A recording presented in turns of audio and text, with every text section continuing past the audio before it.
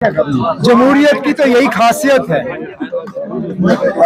हर किसी को इलेक्शन लड़ने की खुली छूट है।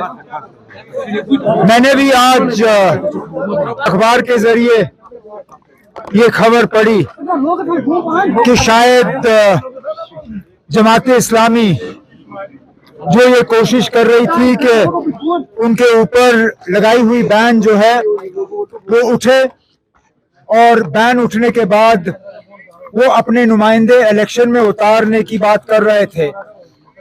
बदकिस्मती से इलेक्शन ब्यूगल बजने से पहले उनके ऊपर लगाई हुई बैन उठी नहीं। आज अखबारों के जरिए ये खबर आई है कि शायद वो अब इंडिपेंडेंट जो है कैंडिडेट्स उठाएंगे।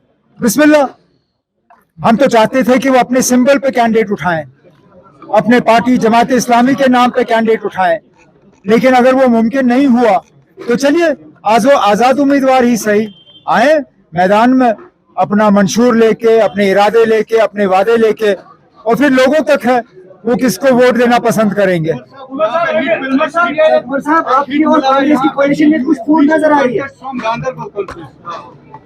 मैंने तकरीर में इसके बारे में बात की। मैं अभी इस पे और ज्यादा बात करना मैं नहीं पसंद करूंगा। तंजीम की तरफ से फैसला होगा, वो फैसला आप सुनेंगे। किसने कहा? मैं दिल की गहराइयों से होम मिनिस्टर साहब का शुक्रगुजार हूं कि उन्होंने हमारे मैनिफेस्टो का जिक्र किया। नहीं तो कहाँ हम छोटे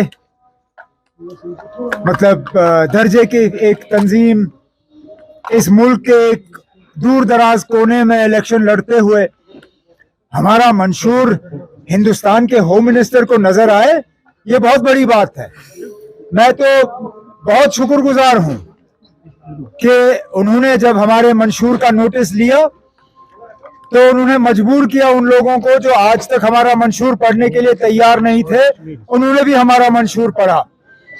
अफसोस की बात यह है कि होम मिनिस्टर साहब को हमारे मंशूर में एक ही पैराग्राफ नजर आया, और कुछ ऐसी बातें भी होम मिनिस्टर साहब ने की जो हमारे मंशूर में कहीं है ही नहीं, जिस तरह नाम बदलने की बात।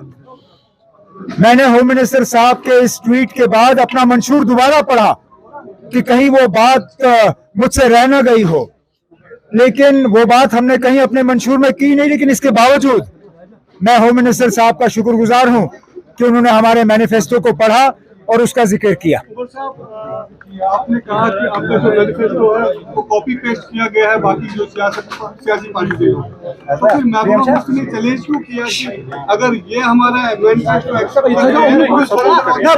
छोड़ दीजिए उनके चैलेंज को। अंग्रेजी में एक कहावत है, imitation is the best form of flattery.